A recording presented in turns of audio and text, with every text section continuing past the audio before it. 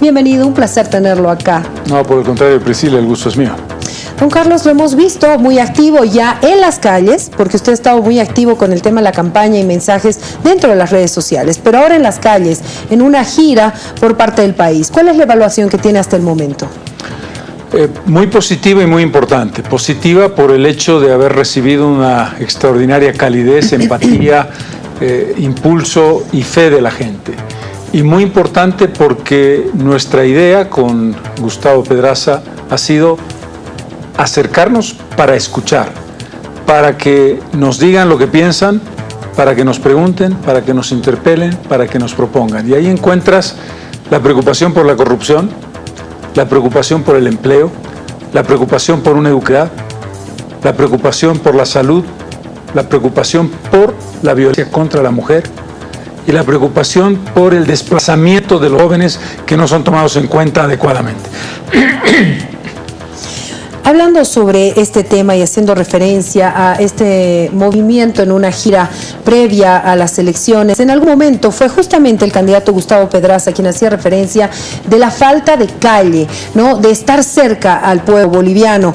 Esto fue tomado por el propio ministro de Comunicación, Manuel Canelas, respecto a la falta de calle que tendría este binomio. No, yo había comentado a este propósito que he ocupado la presidencia casi 2 años y fui un presidente que, a diferencia tanto de mi antecesor como de mis sucesores, tuvo un contacto permanente con la gente en la calle. Un contacto de muy poca seguridad, de subirme a un trufi desde la zona sur de la ciudad hasta el Palacio Presidencial, de estar en vínculo directo con las personas. Gustavo hacía referencia a un proceso, el proceso previo de organización desde que planteé mi candidatura hasta el momento en que se produjeron estas primarias hechas a imagen y semejanza y al tamaño de los intereses del presidente Morales y el vicepresidente García Linera. Inmediatamente después ya ese contacto directo con la gente en esta primera gira que hemos hecho en Sucre, Tarija, Potosí, Santa Cruz y Cochabamba. En consecuencia, la idea de nos falta calle no era que no tuviéramos ningún vínculo con la calle, sino que todavía no había llegado el momento de hacerlo. Cuando hablamos de redes sociales, cuando hablamos de la importancia, y tenemos un ejemplo muy cercano, Brasil, el propio candidato y su equipo decía, esta campaña ha sido llevada adelante por redes sociales.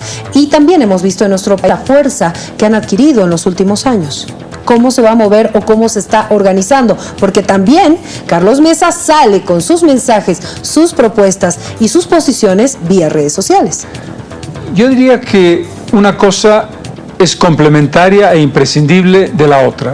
Una cosa es, las redes sociales hoy en el siglo XXI son fundamentales para llevar adelante un proceso político, una campaña electoral, la conexión con la gente, el permanente moverse en esa dinámica.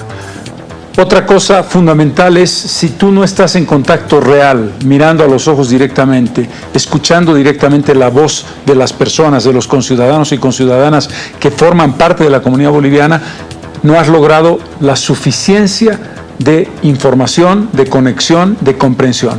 Por lo tanto, son complementarios. Y algo muy importante lo que estamos haciendo tú y yo ahora, Priscila, los medios de comunicación de masas, la televisión, la radio, la prensa, son también fundamentales. El concepto de multimedia. La presunción de que solo ganas con medios tradicionales, la presunción de que solo ganas estando en contacto directo con la gente, la presunción de que solo ganas con redes sociales es insuficiente y equívoca.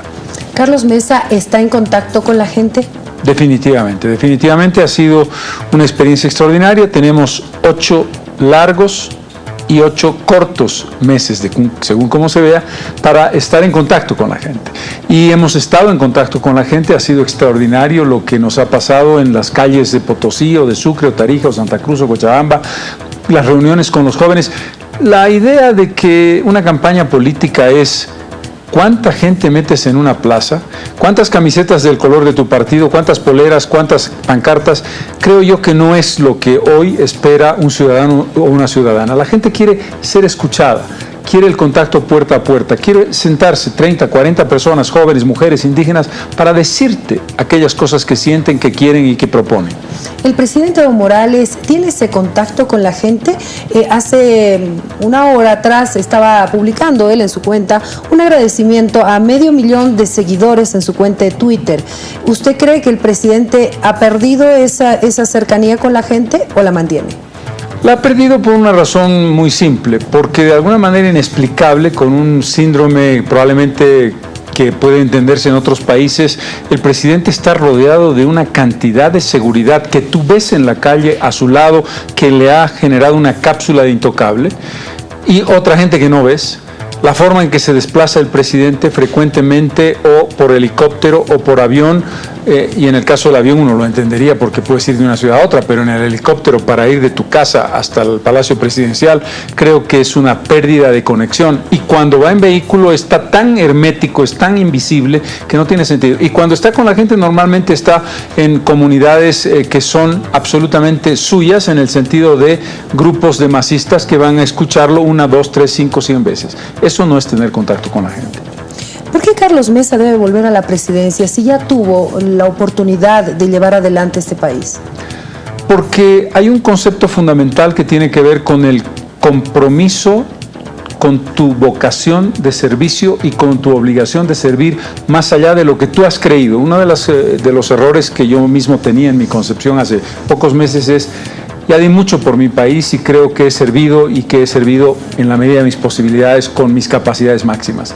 Pero resulta que hay momentos, y la democracia vive una crisis muy grave, en el que la convicción democrática que yo tengo, que está probada a lo largo de mi vida como periodista, como académico y como político, requiere de ponerse nuevamente a prueba, no por mí, sino por la comunidad a la que me debo. Hay que construir una democracia del siglo XXI en la que eliminemos varias cosas. Primero, el caudillismo, el culto a la personalidad, la falsa idea de que una persona es el cambio y la transformación, y que si esa persona se muere, el país desaparece, el país entra en un colapso, entra en un síndrome de abstinencia de esa persona. Segundo, la independencia de poderes. La independencia de poderes real, que tiene que ver con la limitación del poderoso. La separación de poderes no es un capricho republicano, es para que nadie concentre el poder totalmente. Y obviamente la renovación y una garantía de una elección limpia y transparente. El otro elemento complementario que hace de la democracia algo maravilloso es una justicia verdadera. Una democracia sin justicia, Priscila, no es democracia. Y este país tiene la peor justicia de su historia. Y ojo que hemos tenido muy mala justicia a lo largo de todo el tiempo. Me incorporo yo mismo entre la responsabilidad de los gobernantes. No es algo nuevo para los Pero bolivianos. ahora tenemos una combinación que no tuvimos nunca junta. Magistrados azules, magistrados corruptos y magistrados incompetentes. No voy a decir que sea el 100%, pero una gran mayoría. El momento en que tú no puedes tener una garantía mínima de que la justicia te va a tratar como un igual, estamos todos perdidos. La justicia tiene que cambiar 180 grados. Tiene que modificarse el sistema de elección y tiene que cambiarse las cabezas que hoy la componen. ¿A través de qué mecanismo? De la Constitución Política del Estado y los modos que tiene de hacer esas modificaciones. O sea, que para poder cambiar la justicia habría que cambiar la Constitución. Desde el punto de vista del modo de elección, yo creo que sí, pero no arbitrariamente, siguiendo rigurosa y religiosamente, para poner la palabra, lo que la propia Constitución tiene como mecanismos de transformación. Pero esto no quiere decir otra cosa que un cambio de ese punto, no otros, porque aquí van a decir, el Estado Plurinacional de Bolivia, no hay que cambiarlo. No hay que cambiarlo por una razón muy simple, Priscila, porque el artículo 12 de la Constitución dice que Bolivia es una república. Por lo tanto, la idea de que hay que volver al viejo modelo, no. Aquí se trata de que aquello que está planteado en la Constitución se cumpla. Alguien me preguntaba cuando la Constitución cumplió 10 años, ¿qué opina usted de la Constitución? ¿Es una buena o es una mala Constitución? ¿Cuál fue mi respuesta? No lo sé. Y no lo sé porque el que la ha promulgado, el presidente Morales, no la cumple. Cuando cumplamos la Constitución vamos a poder decir si es una buena o una mala Constitución. Usted hablaba de caudillismo y decía, no tiene que haber caudillismo. Y justamente es un opositor, y hablando de los demócratas, que decía, no podemos dejar el caudillismo indígena para ir a un caudillismo intelectual, haciendo referencia a su persona. ¿Usted considera que sería así? Estoy totalmente de acuerdo. Si pasáramos de un caudillismo A un caudillismo B, y si yo fuera el caudillismo B, sería execrable y eso tendría que ser negado completamente. Lo que yo tengo que plantear y planteo es mi candidatura, que tiene nombre y apellido, tiene que gozar de credibilidad y tener liderazgo. Sin liderazgo no puedes llevar adelante un proceso político. Pero la construcción del mesismo, absolutamente no. Hay que construir lo que nuestra idea está planteada a través del nombre, una comunidad ciudadana. No queremos el planteamiento de un candidato que se convierta en presidente, que se convierta en caudillo, que se convierta en comillas insustituible. Eso sería el fracaso más grande de lo que yo mismo como persona he defendido siempre. La idea de que la democracia es renovación y sobre todo la democracia es instituciones y no personas. Hay una frase que yo utilizo casi siempre cuando termino mis intervenciones en el tema que tú estás planteando. En nuestro proyecto no hay personas insustituibles. Lo que hay es causas insustituibles. Ahora, hablando sobre justamente esta comunidad ciudadana que se ha conformado a raíz de una alianza entre el FRI y Solvó, ¿cuán fuerte está esta alianza después de lo que ha sucedido la pasada semana, que ha tenido un golpe muy fuerte con la población en torno a la denuncia del concejal Ziñani? ¿Cómo está esta alianza? Estos son los momentos claves. Es el momento de la prueba de consistencia, Priscila. En el momento en que tú enfrentas un desafío, en el que te ponen ante la evidencia de decir, pruébame que lo que tú predicas, lo practicas. Cuando nosotros tomamos esa decisión, y es muy importante subrayarlo, fue una decisión por razones éticas. No podemos, y quiero subrayarlo, erigirnos en jueces. Yo no soy quien, y mucho menos habiendo sido víctima de una persecución y habiendo sido víctima de una judicialización de la política y del intento de enjuiciarme por todo y por nada, establecerme yo como juez y presumir culpabilidad. Yo, en el caso de la persona a la que hacemos referencia, presumo inocencia como establece la Constitución. Lo que hemos hecho nosotros es una observación de carácter ético que nada tiene que ver con la comisión de un delito o no. Eso es algo que yo estaría muy lejos de pretender juzgar, porque no sería lo correcto. Cuando te decía una prueba de consistencia, cuando hemos consultado en la Dirección Nacional de Comunidad Ciudadana, ¿incluyendo a Luis Revilla? Incluyendo a Luis Revilla, hemos establecido una serie de análisis y hemos dicho, ¿hay un conflicto ético? La respuesta ha sido sí. ¿Eso quiere decir que estamos estableciendo culpabilidad? Para nada en absoluto. Pero lo básico es, eso no ha dañado la relación, que es una relación fluida y dinámica entre Solvó y nosotros.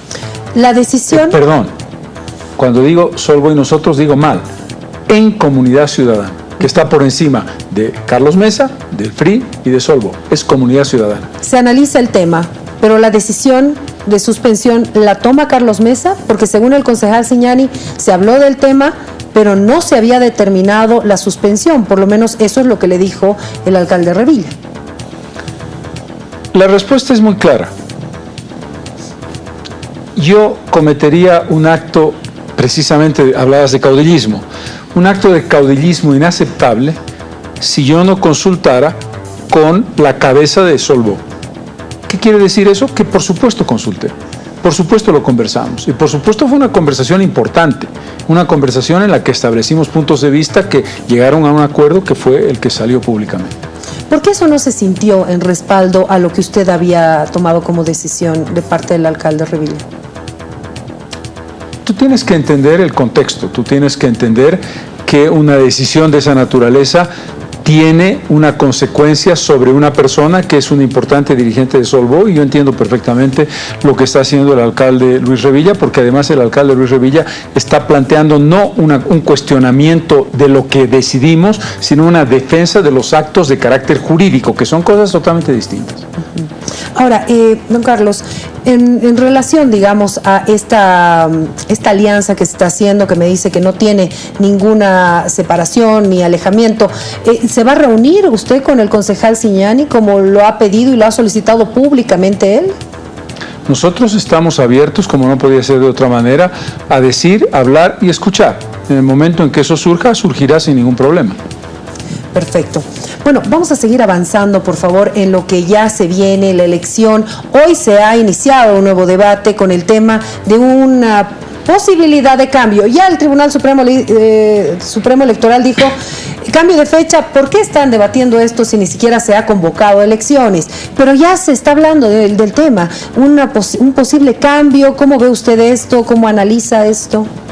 Algo peor.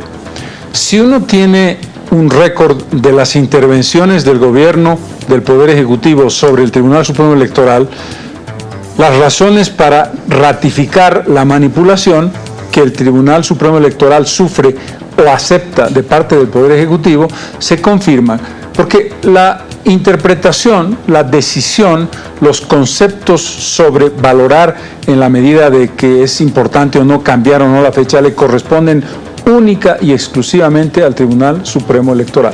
No cabe una petición de cambio de fecha porque eso es una lógica que deberá estudiar técnicamente el Tribunal Supremo Electoral. Parece que el Gobierno Nacional, no parece, es un hecho evidente, es un hecho más que probado. El Tribunal Supremo Electoral dice que, y además a partir de la Constitución del 2009, es un poder, un órgano independiente del Estado, de la misma jerarquía que el Ejecutivo, que el Legislativo y que el Judicial. El Gobierno no se ha enterado. El Gobierno da una instrucción y el Tribunal Supremo Electoral ratifica la candidatura de Evo Morales y Álvaro García Linera. Y a ese pecado, que es un pecado mortal, un pecado que no tiene ningún tipo de justificación, está mostrando que el Tribunal Supremo Electoral pone una decisión del Tribunal Constitucional absolutamente arbitraria por encima del referéndum del 21 de febrero del 2016. Que nos sorprende que haya una petición de esta naturaleza. A mí me preocupa, por supuesto, porque si el Poder Ejecutivo logra que no sea el 27 de febrero, si tú revisas el cronograma inicial que tiene que ver con las fechas medidas que hicieron que las elecciones primarias, las mal llamadas elecciones primarias, fueran en la fecha que fueron, tenían que ver con el 27 de octubre del 2016. Claro, para que alcancen los tiempos, para ¿no? que sea exactamente el 27 de octubre. O sea, el Tribunal Supremo puede decir lo que quiera, pero ya estaba establecido el cronograma en función de esa fecha final, porque toda esa fecha final es la que definía todo lo que vino antes, desde el momento en que llevamos adelante todo el proceso previo a las primarias. En base a eso, ¿usted cree entonces que hay la posibilidad de que se cambie la fecha? ¿Tú tienes alguna duda? Yo casi te digo, apostaría doble contra sencillo que las elecciones no van a ser el 27 de octubre. ¿Usted no siente ninguna garantía de este Tribunal Supremo Electoral? No puedo sentirla. No puedo sentir garantías en un Tribunal Supremo Electoral al que el Poder Ejecutivo ha presionado para la renuncia de sus más relevantes vocales, primero. Segundo, mucho menos a un Tribunal Supremo Electoral que, habiendo administrado el referéndum del 21 de febrero, en un momento determinado toma la decisión de aceptar la legitimidad, que no aceptamos nosotros, por supuesto, de la candidatura de Morales y García Linera. Bueno, pero al parecer ya la situación está dada respecto a octubre, ¿no? Y haciendo referencia al 21F, una movilización de la población en diferentes puntos de la ciudad, muchos dicen que no con la contundencia que tuvieron algunas otras oportunidades, y muchos expertos también decían, ya no es la gente en las calles, sino la gente está esperando al voto de octubre. ¿Tiene esa sensación o cree que realmente va a haber una movilización de la gente para evitar la candidatura de Evo Morales? Eso tiene sentido. Yo te diría que hay dos caminos para garantizar al 21 de febrero.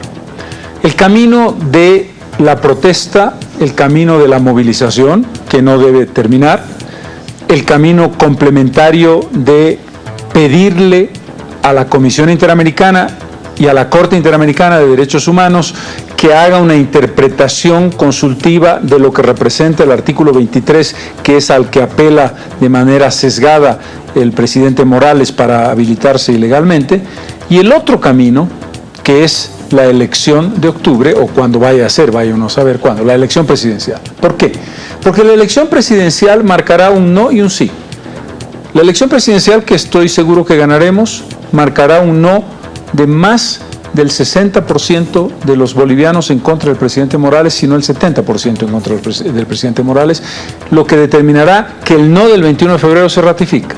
Y un sí, porque la apuesta por quienes ganaremos esa elección será una apuesta por una nueva democracia que elimine el autoritarismo y que ponga en vigencia la Constitución ratificando el artículo 168. ¿Carlos Mesa no siente que la gente vaya a votar por Carlos Mesa porque confía en que quiere que guíe el país o porque está en contra del presidente Evo Morales?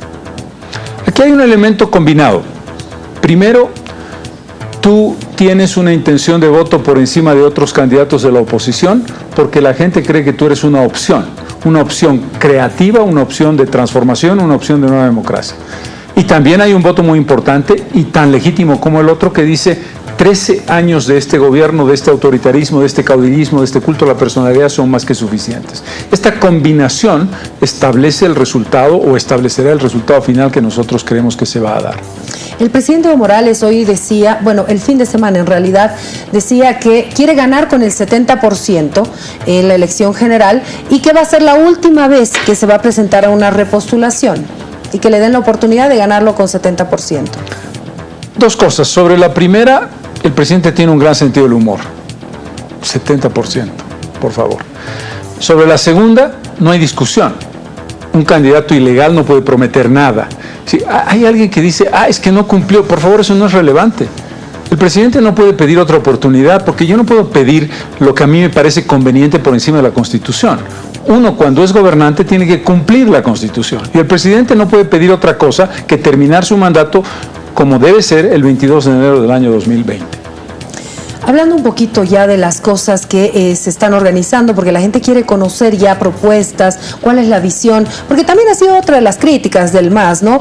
Defienden el 21F, dicen que se viola la Constitución, pero no dan propuestas. Carlos Mesa lo ha estado escuchando hablar mucho de lo que quiere hacer con el país. Ya nos daba un adelanto de la justicia, ¿no? Hablemos del SUS. Estamos a nada. El viernes debería implementarse el SUS.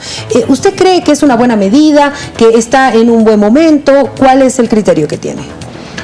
Es interesante porque el gobierno, como siempre, como le gusta el blanco y el negro, el amigo, enemigo, estás conmigo o estás contra mí, ahora te pregunta, ¿estás a favor del SUS o estás en contra del SUS? Ese es un falso dilema.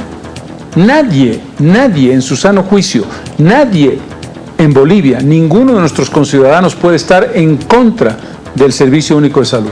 Yo estoy a favor del Servicio Único de Salud. De lo que estoy en contra es de una propuesta que no se puede cumplir. Este es el problema. El problema no es la idea es magnífica, pero por dar buenas ideas uno puede estar la noche entera dando buenas ideas. ¿Puede aplicarse el Servicio Único de Salud con el sistema actual que tenemos de ítems de calidad de nuestros equipos, de calidad de nuestra infraestructura hospitalaria, de condiciones de burocracia interminable que hacen un verdadero viacrucis a quien saca esperando varias horas en la madrugada una ficha y tarda 40 días o 50 o los que sean para ser atendido si logra ser atendido?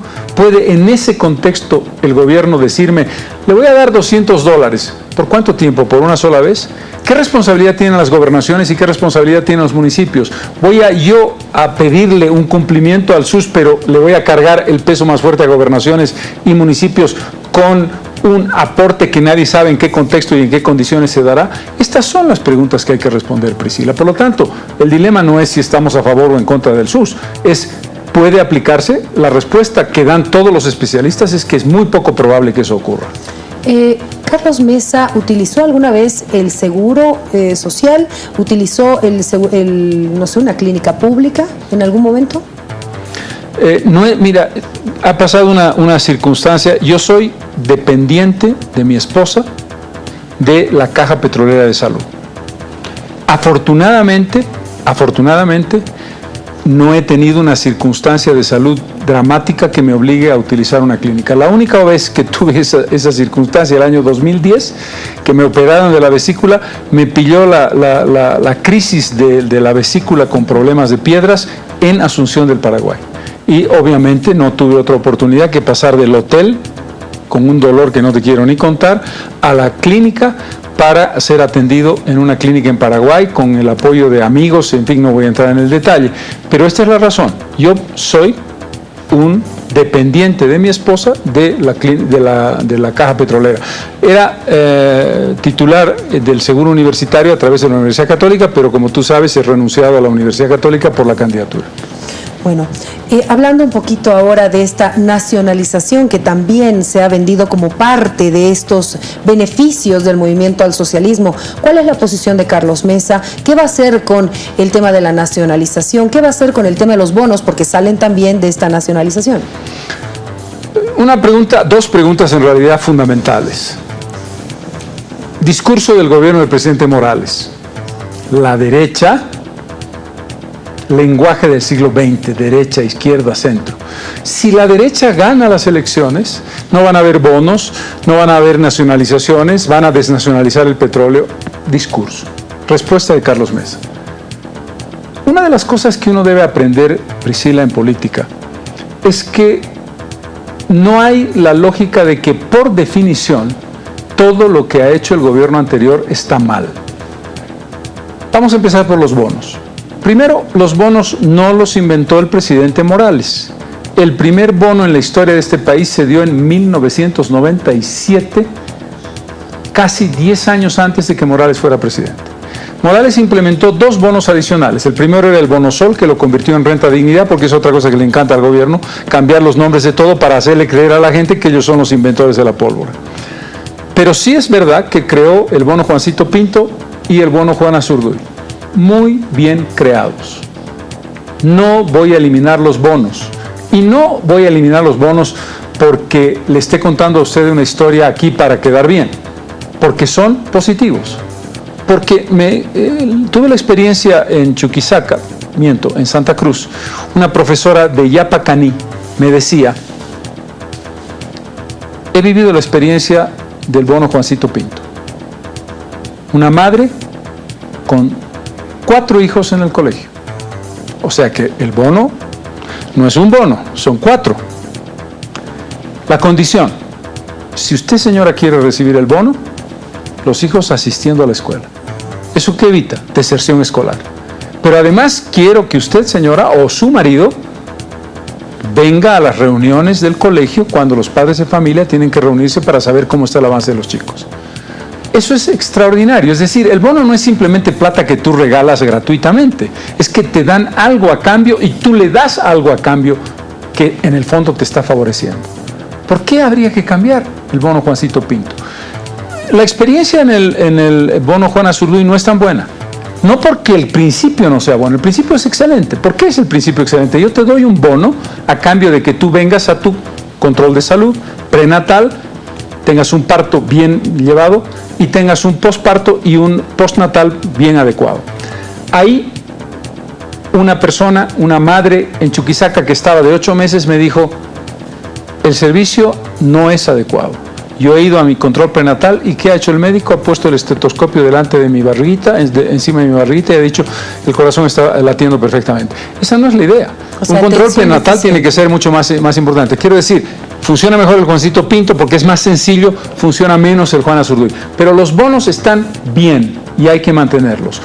La renta dignidad, el viejo Bono Sol, es una suerte de seguro universal de vejez para gente que nunca había aportado. Por lo tanto, lo que está bien, está bien. En el tema de la nacionalización, yo llevé adelante el 18 de julio del año 2004 el referéndum de cambio de los hidrocarburos, de política de hidrocarburos. Derogué la ley anterior, extremadamente liberal. Refundé yacimientos petrolíferos fiscales bolivianos. Recuperé la propiedad de los hidrocarburos en boca de pozo que permite la comercialización, la determinación de precios a cargo del Estado boliviano. Y generé la idea de un aumento por lo menos hasta un 50% del precio, de los impuestos sobre los hidrocarburos. ¿Por qué si yo llevé adelante ese referendo, que es uno de los considerandos, yo te invito, Priscila, y los invito a ustedes, lean los considerandos del decreto del 1 de mayo del 2006, en cumplimiento del referéndum del 18 de julio, que fue un mandato del pueblo boliviano, el gobierno del presidente Morales decide la llamada nacionalización. En esa nacionalización, en realidad, ¿qué pasó? El presidente modificó los contratos positivamente, incrementó los impuestos a las transnacionales, pero no las expulsó. Aquí está Petrobras, aquí está Total, aquí está Repsol. y la producción en general le ha dado ingresos importantes, además del IDH de la ley, que también se hizo por el referendo. Si eso está bien, lo que podremos decir, a ver, ¿hay exploración suficiente? Hay que mejorarla.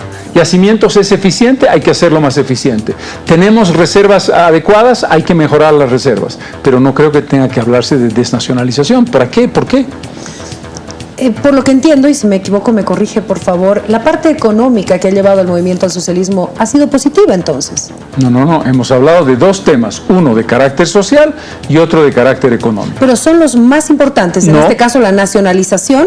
No son los más importantes porque ahora podríamos hablar de déficit fiscal, podríamos hablar de reserva de las, de reducción de la reserva del Banco Central de Bolivia, podríamos hablar del excesivo endeudamiento, podríamos hablar del incremento del gasto público. Es decir, tú me has hecho un par de preguntas que te he respondido, pero hay otros muchos temas en los que el gobierno no está haciendo las cosas bien. O sea, el modelo no es totalmente correcto. El modelo tiene un problema de fondo, un problema estructural, que es un problema de dependencia de lo que es una matriz productiva basada en la extracción de recursos naturales y de materias primas.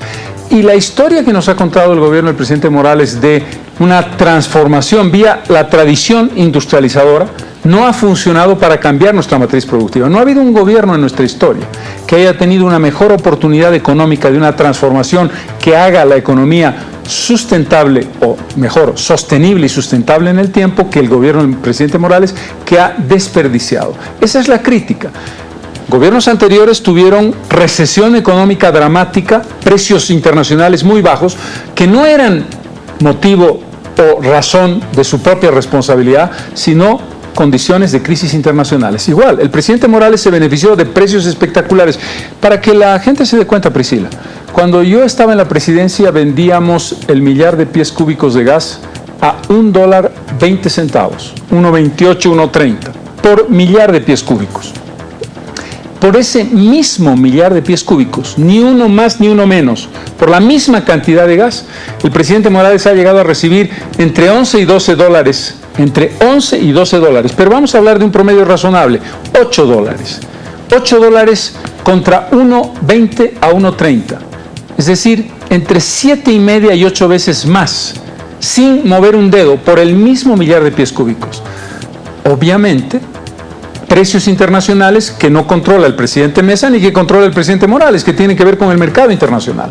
Así es muy fácil decir, nosotros tenemos una economía exitosa. Con esos ingresos, a mí también me hubiera ido extraordinariamente bien y hubiera tenido los ingresos que él ha tenido sin mover un dedo. ¿Se podría hablar de un modelo, un nombre de algún modelo? Porque según el propio movimiento al socialismo, o es el modelo del MAS o es el modelo neoliberal, como lo han dicho. ¿Se puede? ¿Hay una tercera opción? Si siguiera el razonamiento del MAS o nosotros o los neoliberales, le preguntaría a esa muy buena entrevista que acabas de hacer antes de mi entrevista contigo con el ministro de Finanzas. El manejo macroeconómico del gobierno del MAS es un manejo macroeconómico que el MAS hubiera calificado de neoliberal y fondo monetarista. Es interesante, cuando el MAS quiere sacar pecho, dice, el Fondo Monetario Internacional calcula nuestro crecimiento un poquito por debajo del nuestro. El Banco Mundial ratifica las cifras que nosotros tenemos. Cuando le conviene, el Banco Mundial y el fondo son buenos. Cuando no le conviene, son un desastre. Pero el problema de fondo aquí es establecer un giro no en función del manejo macroeconómico que en principio tiene que ser responsable, sino en función del cambio de nuestro modelo productivo, que no es algo que se haga de la noche a la mañana, porque una de las cosas importantes, Priscila, estamos trabajando en el programa de gobierno, tenemos 8 meses y estamos en tiempo. Recuerda que en otras elecciones los programas de gobierno se presentaban 1 mes, 2 meses antes de la elección, por lo tanto no hay ninguna razón para alarmarse de que nosotros estemos trabajando en un programa de gobierno consistente. Pero básicamente, el decir, el proceso de transformación de la matriz productiva, de la matriz energética, ¿quiere decir que llegamos al gobierno y al día siguiente eso cambia? No. Quiere decir que la orientación estratégica tiene un cambio que se va a empezar a mirar con el paso de los años. Recuerden ustedes que el gobierno de Morales ha tenido 13 años de gestión, la más larga de nuestra historia. Como Yapita. Ya mirando a la elección, ¿ya está conformando su equipo, la gente que va a trabajar con usted? Me refiero a futuros candidatos. ¿Está ya observando esto que es importante? ¿Quiénes lo van a acompañar? Lo que tenemos como principios fundamentales, que son principios, tiene que ver con renovación generacional, cumplimiento de la norma en cuanto a la equidad, que esa es una obligación que haremos y cumpliremos con muchísimo gusto porque así debe ser.